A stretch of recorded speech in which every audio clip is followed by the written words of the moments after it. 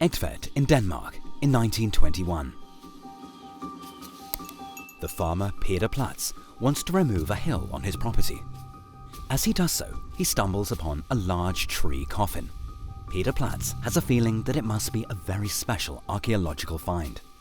He notifies the National Museum in Copenhagen. His find is a stroke of luck for science. Experts excavate the grave. What they find is still spectacular today. The coffin contains clothing in almost pristine condition, and the wood coffin is also undamaged.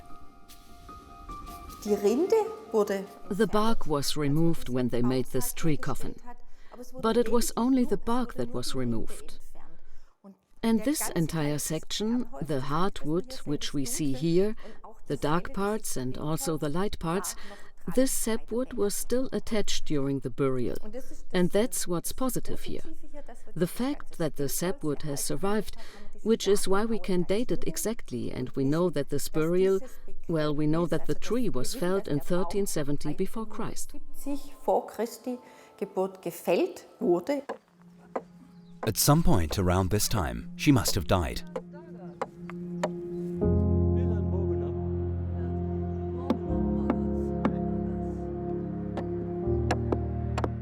Tree coffin burials are a complex technical feat. The many grave goods the unknown young woman was given are also of a high quality. Why did the people around her make such an effort? Was she an important figure, despite her youth? Oak is very high in tannic acid. Oak is very hard and a wonderful building material, and people knew that. And in an oxygen-free environment, oak can be preserved for thousands of years.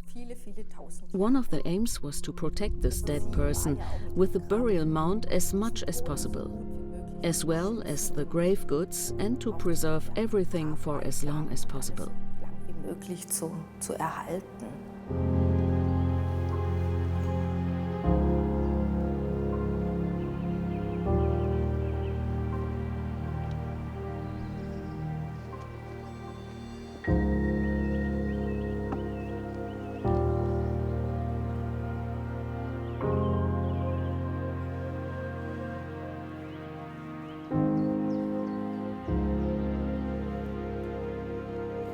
It's a small detail that tells the scientists today in which season the Egtved Girl was buried.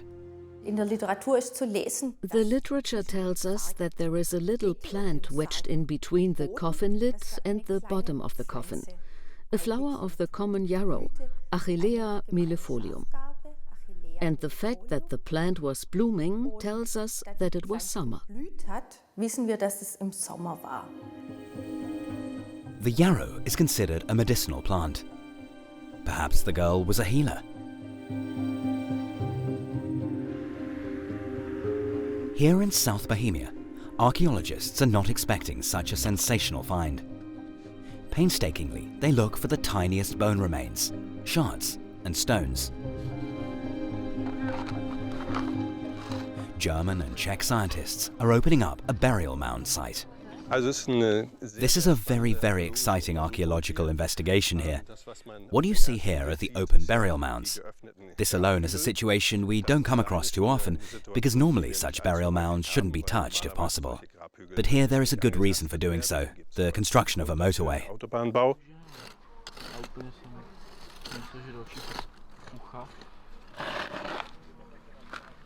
The Bronze Age people piled up this burial mound using sand and stones.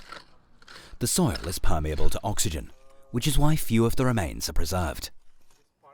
In Scandinavia, we have a different construction principle for mounds. There, turfs were used as well as plagan soil, which was cut off, and the turfs were piled up on top of each other to form the body of the mound. This influenced various chemical processes, because the turfs also contained other substances, humic matter and other things, than the pure sandy soil. That's another difference between the Scandinavian mounds and the mounds we have here.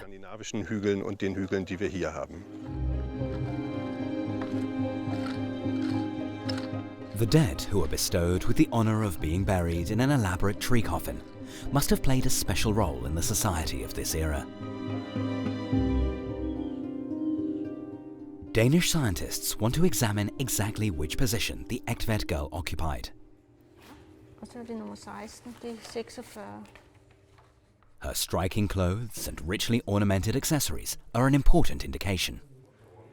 Når vi ser på Egtved-pigen, When we see the Egtved Girl lying there with her disc-shaped belt plate, we see immediately that a Scandinavian woman was buried here. kvinde.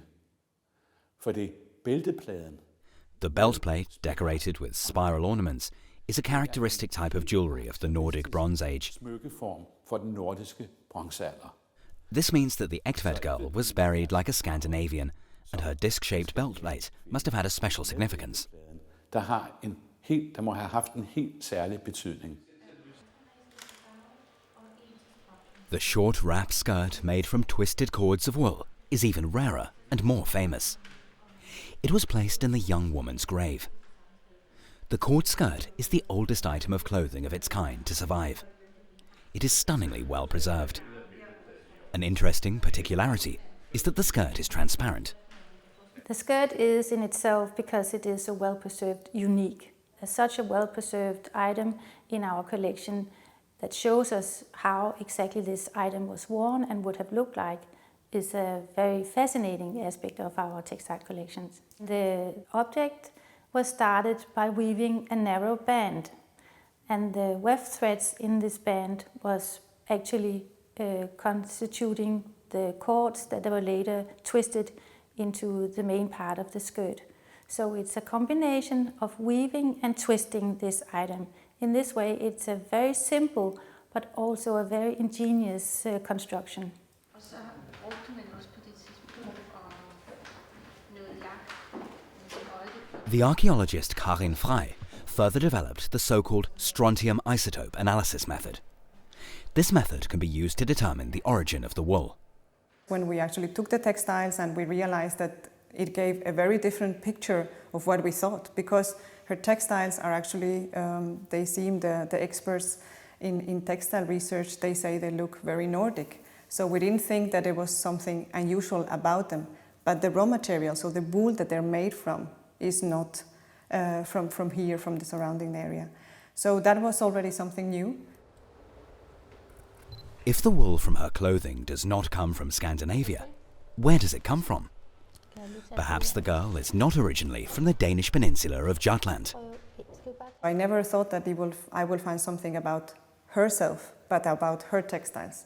But it's when we saw this picture and when I could see that unfortunately there were no results from the DNA, but I thought, okay, but I could maybe learn more about her, because I was intrigued by the fact that the textiles look so Nordic, but still were made, all of them, by non-local material. So that was for me the thing that actually triggered me to look farther. The Egtved Girl died at a young age. According to tooth examinations, she was between 16 and 18 years old when she died. Her molars may reveal even more. Carin Frey wants to determine her region of origin using strontium isotope analysis.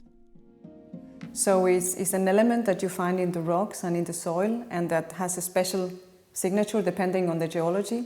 So the type of rocks, depending on the age and depending on the type, they will have a specific strontium isotopic signature.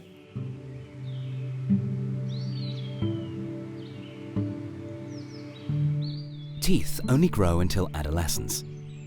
They can tell us things about where a person comes from. Just like calcium, strontium is needed to build teeth and bones. And you incorporate that when you eat different plants or different animals that grow in that specific area. And the concentration may change, but the strontium isotopic signature is the same. So it's kind of like a GPS that you actually incorporate in your body. Only this analysis helps Carin Frey, because the skeleton is completely decomposed. Only parts of the girl's long hair, fingernails and teeth have survived. The DNA analysis was unsuccessful because in the acidic environment of the oak coffin, the genetic material in the remains of her body was destroyed. So when I was there with the first measurements, actually the vice director was with me in the room, in the mass spectrometer. He was just visiting that day. And I just told him, hey, it looks like, she's not from here. And we just looked at each other and we were extremely excited. And it was amazing. It was really something very special. The Egtved Girl is one of the most famous finds in Denmark. The announcement that she is not Scandinavian immediately causes a stir. Actually, I didn't have big expectations. I just wanted to learn more about her. And I thought that it was incredible. There's no bones left, so her body is not really well preserved. It's not there, actually. So the tooth enamel is one of the few things we have from her. So I thought this is the perfect opportunity for me to look farther. And it was just incredible when I was sitting there and I realized, oh my God, she's actually herself, not from here. It is sometime around the year 1368 before Christ. Crafts have begun to develop in the settlements. The men go hunting and the women grind cereals and sew clothes. The people of the Bronze Age grow spelt, emmer and wheat.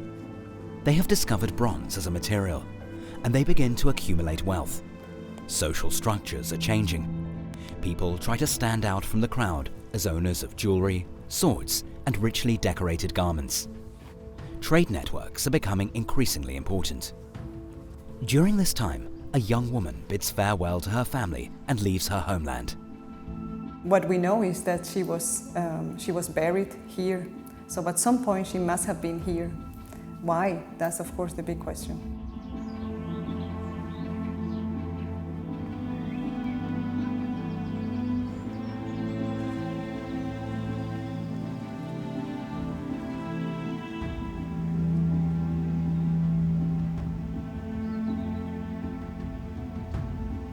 Does it have something to do with the child that was buried with her?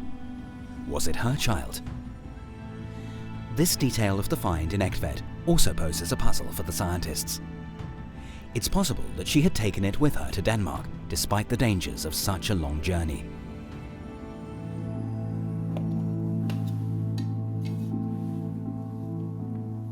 The mortal remains of the child were burned, but some bones remained. So the physical anthropologists have looked actually at this and they have put them together and then they could see that this was a child, that it was about 5 to 6 years of age.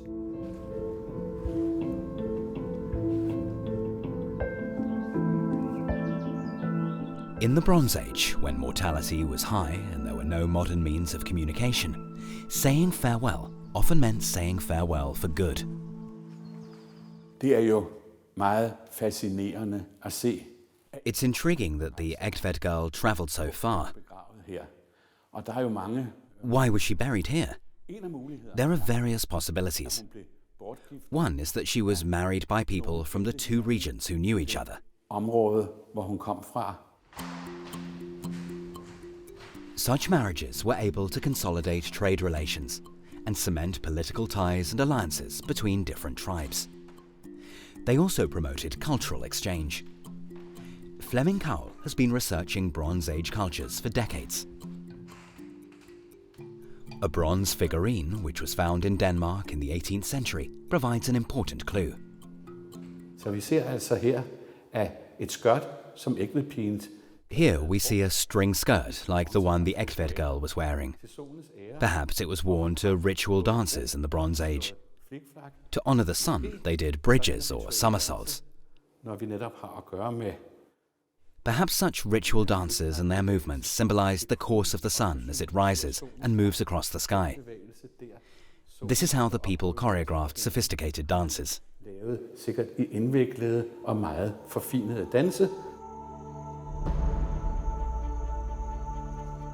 Did the Egtved Girl, with her short string skirt, her cropped tunic, and ornate disc-shaped belt plate, dance to honor the sun?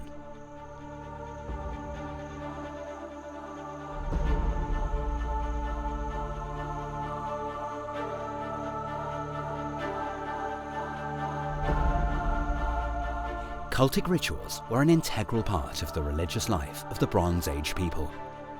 The sun symbolized food and life, and earth and water.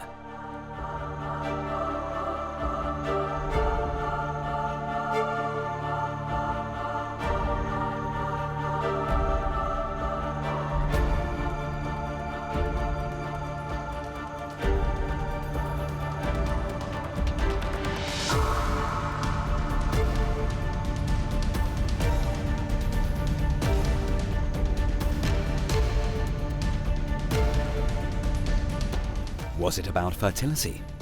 This very exceptional item of clothing could be an indication. Because her wild dance moves revealed the girl's belly under her skirt. Certainly an erotic component. The precious belt plate also hints at sun worshipping.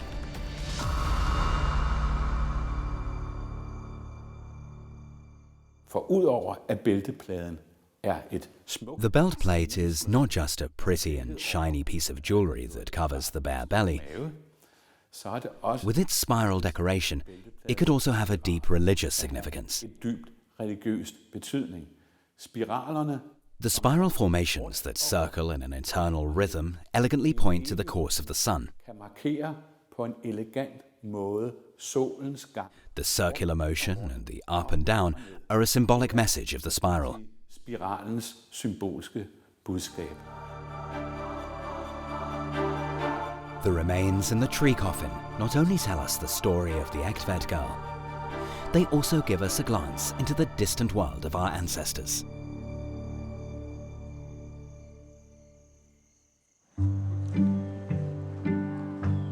In the Albersdorf Open Air Museum, students live and work for a week like our ancestors in the Bronze Age to find out what their lives were like.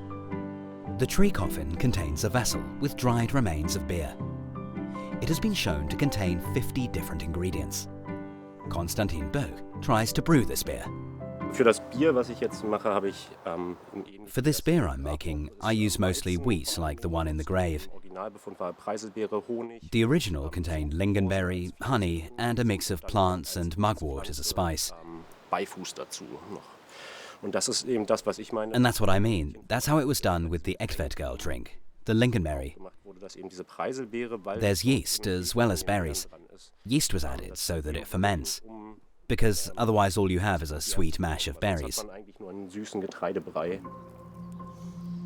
Beer brewing has always been an elaborate process. The art of beer making goes hand in hand with people becoming sedentary. Settlements were formed and fields were tilled. Only those who grew enough grain to have enough to eat and a little bit left over for fermenting could afford to brew beer.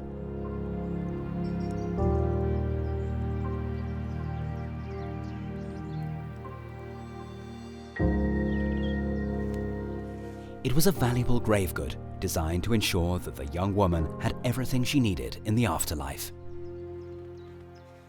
Ich denke schon, dass Bier auch etwas. I think that the beer in the coffin also had to do with the fact that it was drunk at celebrations, and perhaps also at funerary celebrations. Feiern vielleicht stattgefunden haben. Given the size of the burial mound, it's obvious that there must have been a celebration too, and that beer was drunk.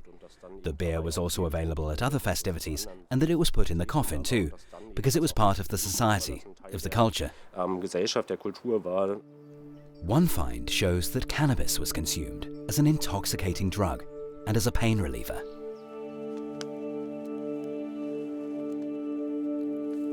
Sweat lodges were used to strengthen the immune system and improve well-being. Physical and spiritual cleansing, perhaps combined as a ritual act. The steam was generated by pouring water over hot stones. The idea that people walked around unkempt is wrong. They must have known how important cleanliness was, and also about the healing power of hot, moist air. This is further evidence of a rapidly developing society.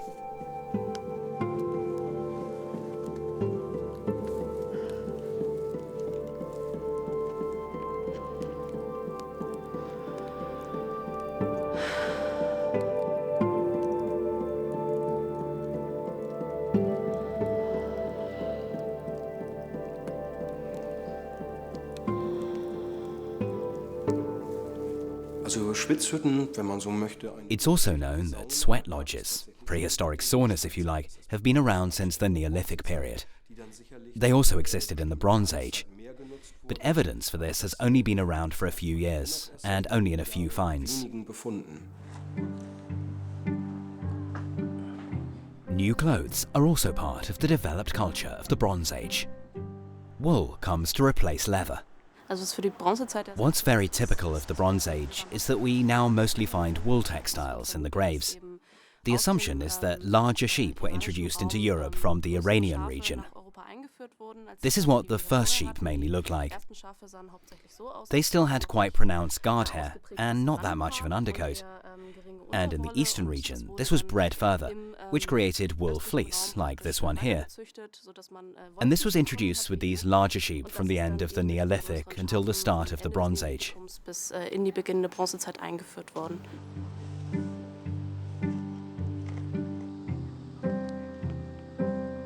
Fashion began to emerge. Clothing also became a status symbol. When it comes to the Bronze Age, you have to distinguish between women's and men's clothes, of course. They had long capes with matching wool belts, worn by the men, hats with decorations, and the women also had what could practically be described as dresses, some with very individual cuts, which emphasizes the individual person and their importance, their status, perhaps even their age.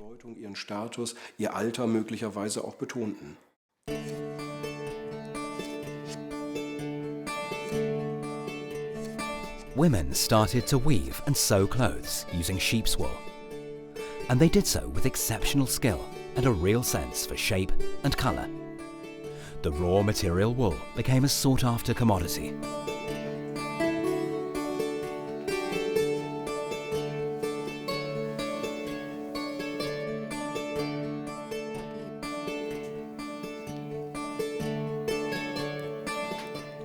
Craft and trades began to emerge. These were the beginnings of the division of labour as we know it today. Bartering transactions led to increasing social differentiation. Hierarchies gradually developed.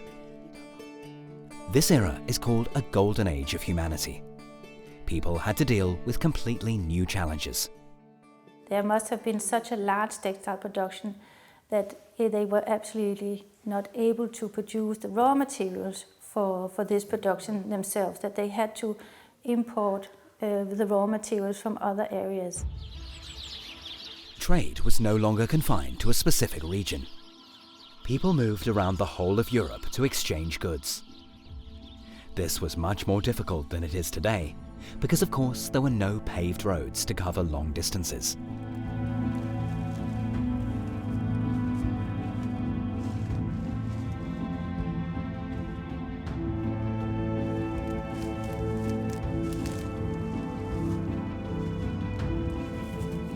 Karin Frey was surprised to discover how far the Egtved Girl had to walk from her home region to Denmark.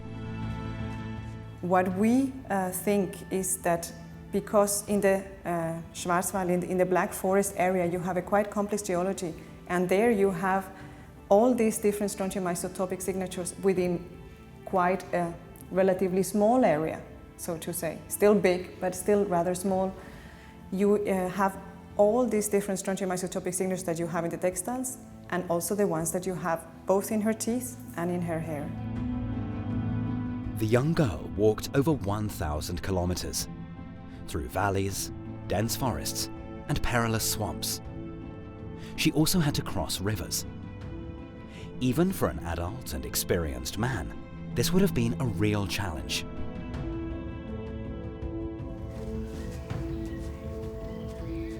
It must have been much more difficult for the Egtved Girl, who was only on the threshold of adulthood.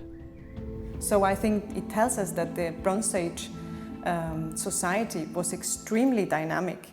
We knew that, of course, but this makes it even much more obvious for us. Also, I think it makes it show us that people could move so far and actually kind of not only men, but also females could. She was able to and was empowered to do this also. That's another thing that makes the Egtved Girl so unusual. She is the first prehistoric person in Europe to have been shown to have travelled such a long distance. She stands for a society in transition. Did she really manage to do it all on her own? Or did she get help? And if so, who might have helped her?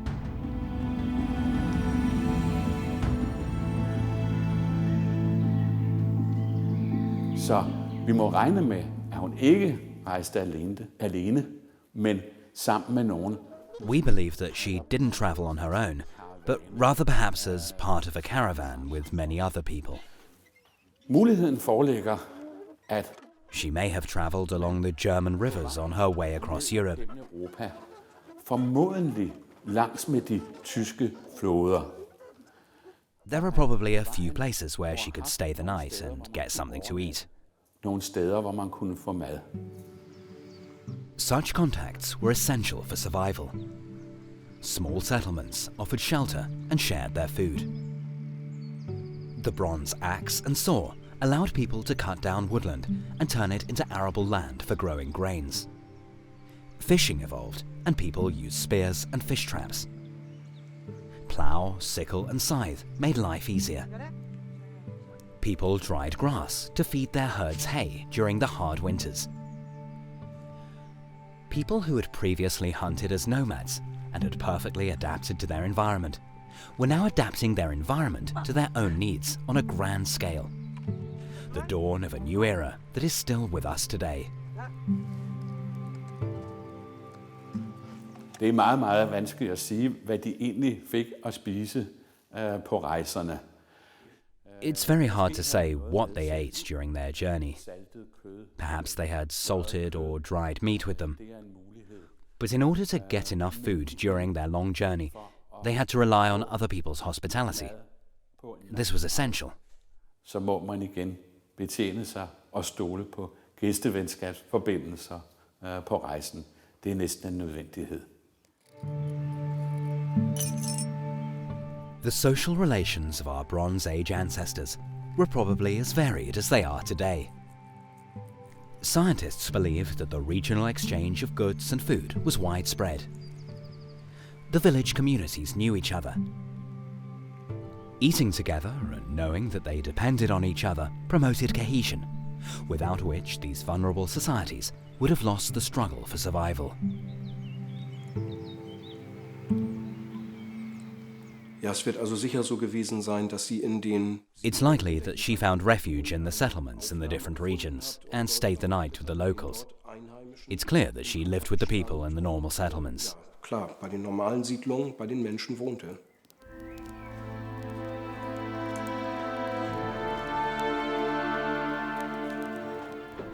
Grave finds show that Europe-wide networks developed. They even extended across the sea. Was such a network the reason for her trip? Research shows that, surprisingly, a particularly large number of women migrated. Was their aim to combine business with their private life? It is likely that it was women who spread cultural practices, skills, and techniques across Europe. Aber es muss so gewesen sein, dass es eben... It must have been the case that these contact routes were all along the way, so that the various stations could be used. Of course, this trading society will have had trading centres and ports of call where you could stop off as a stranger, as a trader, and she is likely to have been guided to them.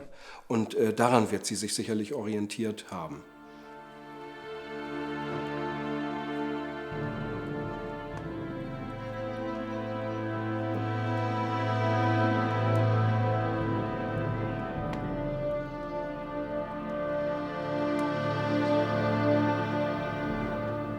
The idea that people in the Bronze Age were primitive has been refuted. They were more similar to us than is often assumed. Their clothes, their social structures, their technologies, and their way of doing science was part of a developed European culture. This era was marked by the revolutionary alloy which gave it its name: bronze. Forbindelserne i bronzealderen var meget intensive. The interconnections during the Bronze Age were very strong. Here in Scandinavia, we didn't have metals such as tin and copper to make bronze, which is why each piece of metal had to be brought to Denmark from far away. Skandinavien. So the one thing is the extensive and organized trade for which there is evidence, especially in the Mediterranean area. A famous example is the Ulleborg shipwreck. Here, an entire ship loaded with trade goods sunk. This, without a doubt, is proof of organized trade on a large scale. The other thing is what we call small-scale supplies in various regions of Europe during the Bronze Age, where we see completely different materials being exchanged. Tin from Cornwall, the Mediterranean area, even from faraway regions like Afghanistan, was traded for copper from the Alpine region and the Balkans.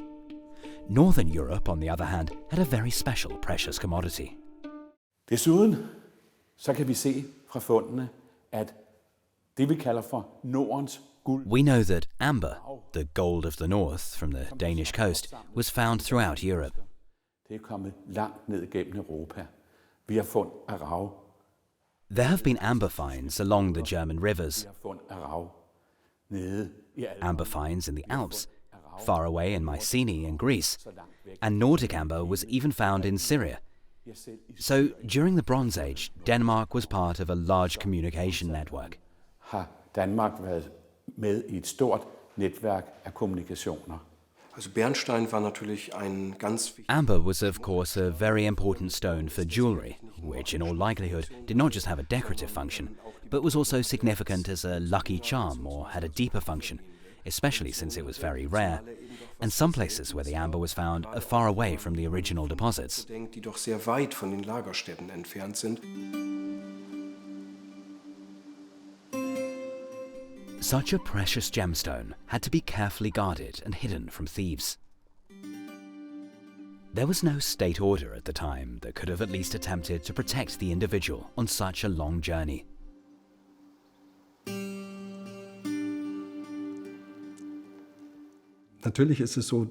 Of course, ownership of goods always leads to a change in people's social relations.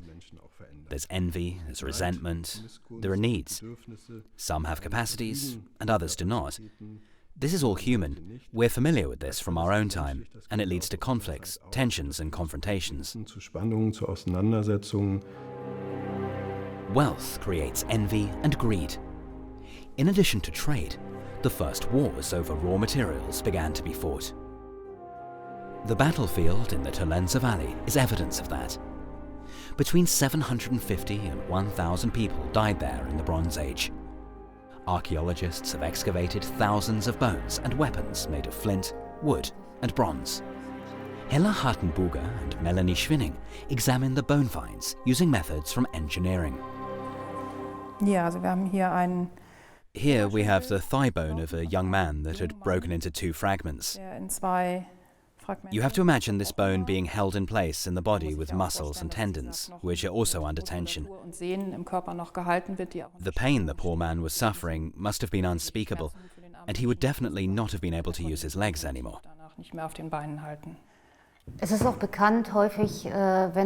It's also well known that quite often when a weapon is pulled out of a wound, that the damage is even greater than the damage caused by the original attack if the weapon had not been pulled out. That also tells you something about the brutality of it. But bronze was very valuable, and when the spearheads or arrowheads were made of bronze, people wanted them back. This is an exceptional site. The bone's state of preservation is remarkable. The number of individuals, or remains of individuals, is quite exceptional. So this really is and remains an archaeological sensation, and it will be a reference point for many years for Bronze Age research, without doubt.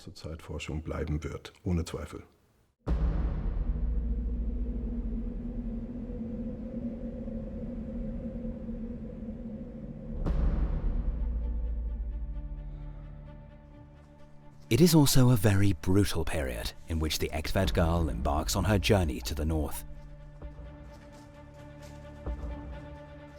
Dangers were lurking everywhere, and it wasn't just wild animals. Bands of men roamed around, often after the precious bronze.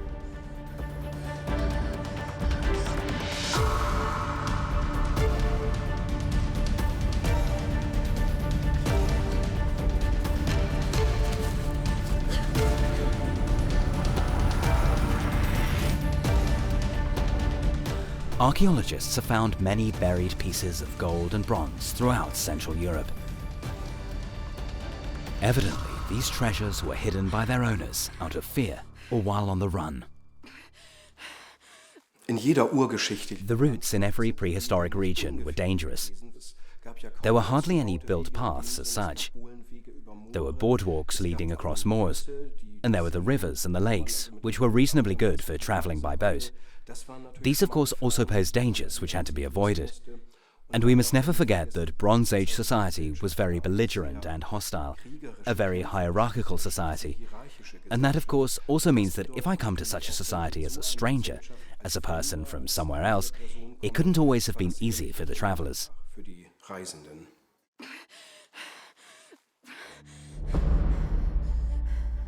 Communities were not always welcoming to strangers. There were also enemies, and they could be lurking anywhere without you knowing about it beforehand, because the path led through unfamiliar terrain. You had to be alert by day and by night, which harboured very different kinds of dangers.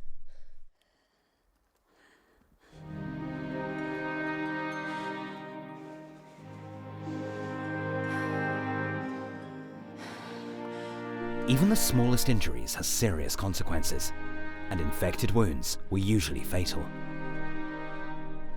Because the Egtved tree coffin no longer contained any bones, the Danish scientists were not able to tell whether something happened to the girl on her journey.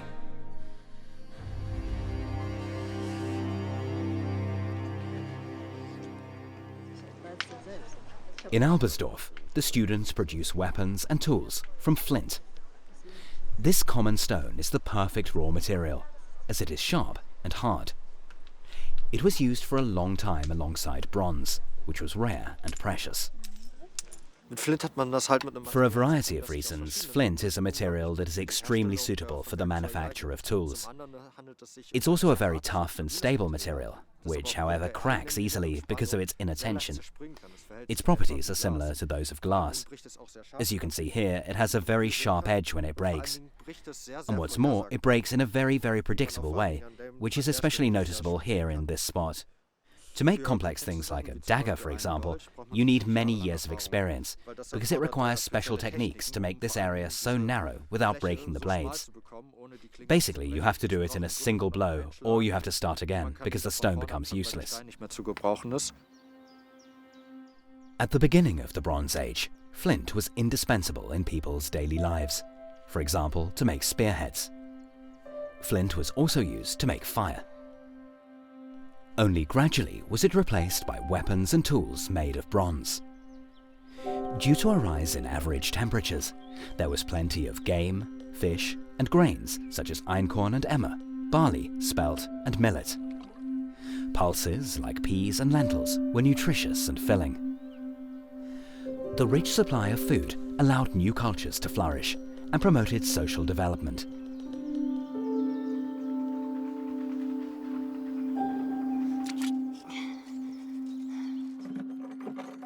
Bronze, a copper and tin alloy, and a great material. It is easy to forge, yet tougher than anything else people had known before. The precious bronze was cast into bars, either for later personal use or as a sought-after commodity. Melting it, however, is a real challenge. Bronze becomes a liquid at 1048 degrees. Kai Martens is one of only a few people still proficient in this ancient technology. There are basically two aspects. The first is to get the bronze really hot so that it flows, and the second is to heat the mold well and dry it. Otherwise we would build a little Vesuvius, and that wouldn't be so good. At the time, they usually made the molds using sandstone, the inside of which had to be painstakingly ground first. Before the bronze was cast, the stone was heated to make sure that it doesn't crack later. Today, Kai Martens is casting a flanged axe. The ledges on the long sides of the axe ensure that it sits securely on the wooden shaft. Flanged axes were used as tools and as weapons of war. They were discovered in numerous hoards, alongside sickles and bronze ingots. While tin had to be traded from far away, the second raw material, copper, is common in Central and Southern Europe. One of the likely reasons why bronze spread so quickly is the fact that it consists of 90% copper and 10% tin. And it's these 10% that give bronze its hardness. Super, was geworden.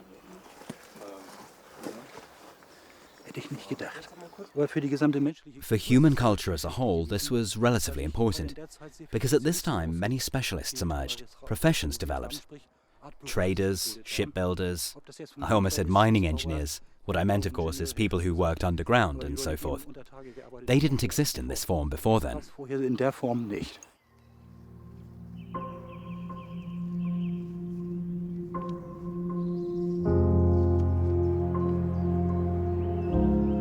Bronze was sought after like gold and silver. It was also used to make jewelry. The Egtved Girl's coffin contained a comb made from bone or antler, as well as a valuable bronze disc and a bracelet. Perhaps these items indicated her high social status in this society. Ja, man kennt natürlich aus den Beigaben, also Grabbeigaben oder anderen Funden, weiß man, dass es... We know, of course, from the grave goods and other finds that people had combs and tweezers and razors.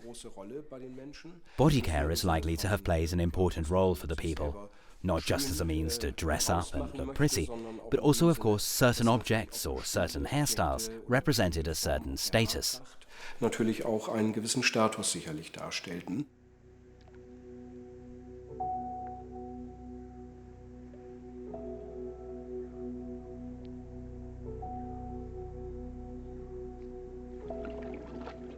They cared for their skin and hair.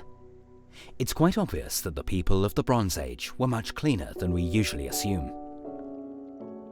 When she died, the Egtved Girl's hair was short at the sides and long at the back, a fact that allows the scientists to find out more details about her life.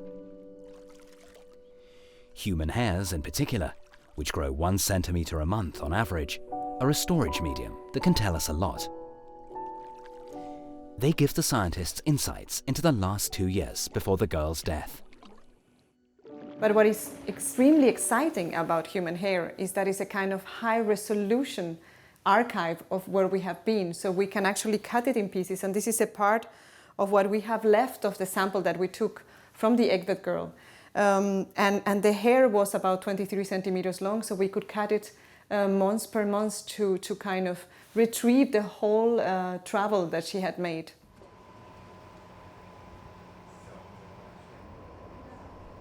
Karin Frey made astonishing discoveries. Since I knew from the teeth that she was non-local, and I thought maybe I can say something about when she came to Denmark, but I have never thought that I will see what I saw.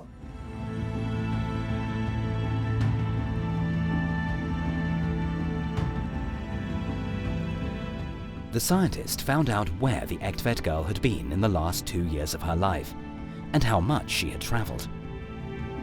I could see that she had been traveled forth and back in very long distances from where she was buried, and this was extremely interesting and breathtaking in a way. In the last 2 years of her life, she covered some 3,300 kilometers. During this time, she walked the route between the Black Forest and Egtved 3 times. An almost unbelievable feat of physical strength.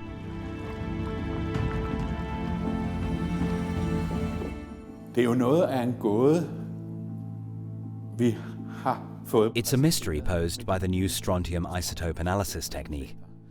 Hvorfor rejste hun så meget? Why did she travel so much in the last 2 years of her life? Ja, det er jo et åbent spørgsmål. This question will remain unanswered, but I suspect that links between Scandinavia and the Alps played a role. Mellem Skandinavien og området ved Alperne. Copper was probably imported from the Alpine region. Men vi har jo også set. We were also able to tell from the girl's clothing that wool was traded over long distances. Materiale, som blev forhandlet over lange afstande. She had actually not been in Denmark within nearly the last half a year of her life, which that was also extremely surprising, because she must have been here at some point just before then, the last months of her life, which is invisible for us because it also takes a month before you can see it in the hair or in the nails. So the last months we don't have, and it must have been within this last month that she somehow came to Denmark and unfortunately died. By our standards, the Egtved Girl was very young when she died.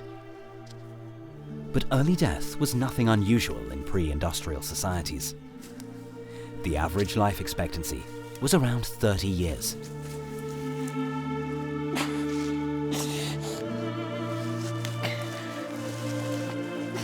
Did the exertion from her long walks affect her health? Was her position in this early society ultimately her downfall? So something happened to her within the last 6 months of her life, a period where she actually either didn't get enough to eat, or that she was ill, or maybe even she was pregnant. In Egtved, the stranger was given a grand burial like a high-ranking member of Scandinavian society. By her side, the Danish scientists found bones of a cremated child.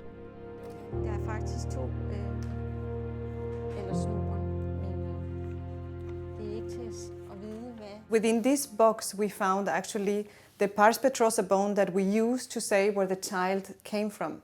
We could see actually that the result was the same as from the toothed animal from the Egtved Girl. So we think they come from exactly the same spot.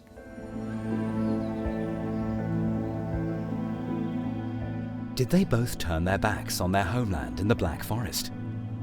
Was it her child? What did it die of? Jeg tror selv, at det en, som hun i familie med. Det behøver heller ikke I personally believe that the child is a family member of hers. It doesn't have to be her daughter. Fra helt andre grave. Incidentally, we know from other graves that children were rarely buried on their own in the Bronze Age. I bronzealderen. Men at når der børn, Children often lie with the adults. Perhaps it was good for them to follow an older person into death. det var godt. It meant that they could go to another world with the adult. Således at de sammen med den voksne kunne komme videre til en anden verden. More recent discoveries provided proof of something that scientists previously had only speculated about, namely that the Egtved Girl is not an isolated case. Karin Frey has a new and spectacular find in her laboratory. The Skridstrup woman had also travelled to Denmark from far away. She too was given a lavish burial in Jutland.